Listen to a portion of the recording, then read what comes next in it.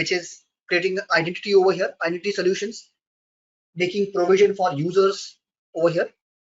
So if you look at users and groups, I showed you some of the quick UI of that. Once you look at these user accounts, you have different type of identities over here, which is your cloud identity, which means users directly created inside your environment, users directly created inside the Azure Active Directory. That is something called as cloud identity, right? Another member that you have is directories synchronized identity. So whichever users you have on your on-premises environment, and you are synchronizing those users within your Azure Active Directory by using a tool like Azure AD Connect. That will be your directory synchronized identity. I'm not sure if I have any one of them right now. If I have one, I can show you.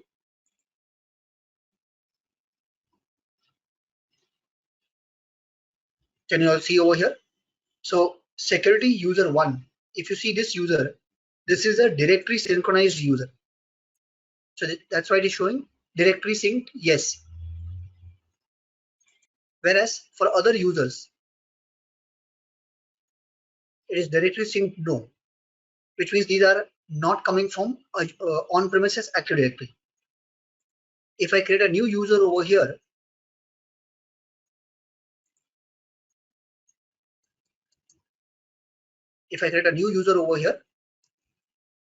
first name, last name, whatever roles I would want to specify for the user.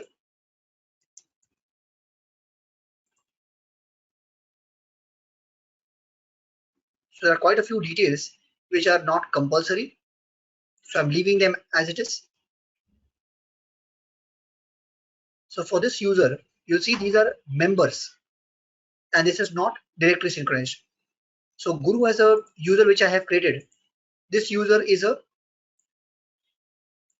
cloud identity or a cloud user. And if you see the details of this user, this will be OMS Pandey Hotmail domain, right? Which is the domain which I have used right now. Clear everyone? Cloud identity, any user that you're creating directly inside Azure Active Directory is a cloud identity. Any user which is coming from on-premises environment using Azure AD Connect, those users will be directly synchronized users. Third set of users will be guest users. So here you can see CB Desh as one of the guest users which I have added over here. I have added the Gmail account over here of another person. So that is the guest account over here.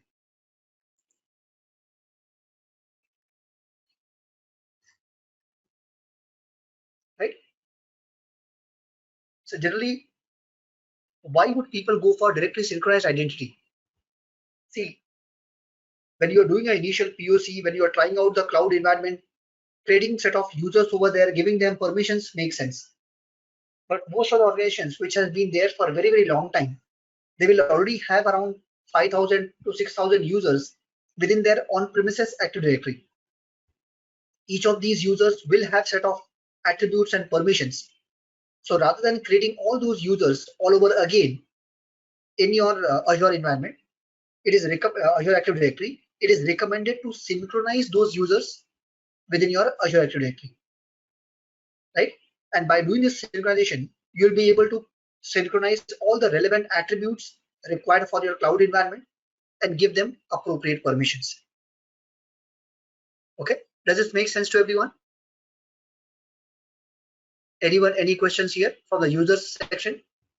Regarding the guest users, what is the use case for that?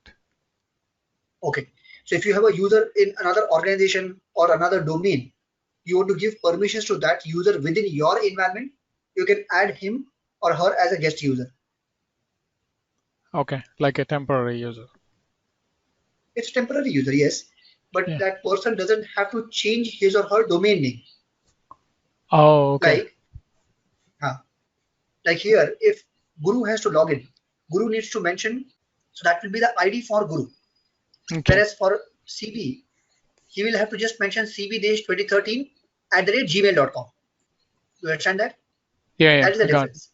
Okay. The domain, so more in most scenarios of B2B scenarios or B2C scenarios where I don't want the user to change their username, to change their domain name. Okay, In that scenario, I can make use of guest users. that makes sense. Thank you. Okay. So I showed you an example of how to create a user. For guest users, you can invite a user over here. So even in terms of creation of that user, there's a difference. Here you select invite user, and when you say invite user, you can use a Gmail ID or a B2B. Uh, what is the customer, the user's domain? You can mention that domain over here. That will help you add the guest user. Next thing that we can do is once we have a lot of users being added and we want to work with it. So like we have discussed about the logical grouping of uh, resources, we have discussed about logical grouping of subscription using management groups. Similarly, you also have logical grouping of members using a security groups over here. Okay, so you can use security groups with assigned users, dynamic user or dynamic device. When you're giving permissions, it becomes difficult to give permissions to users whenever it comes to single users. So it is easier and much more manageable when you give permissions to a group.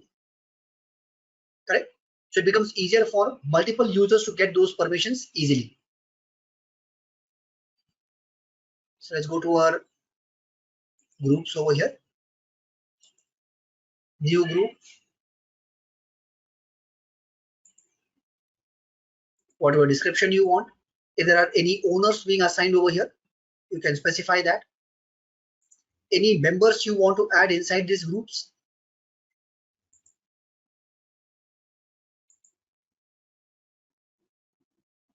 Okay.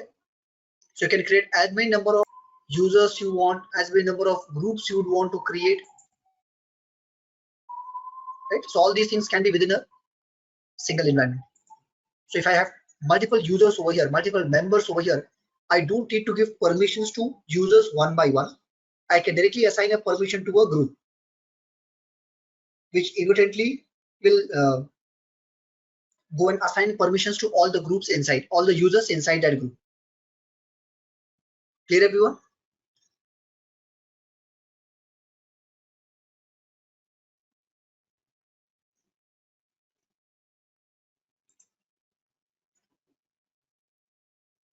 So we'll stop here for today.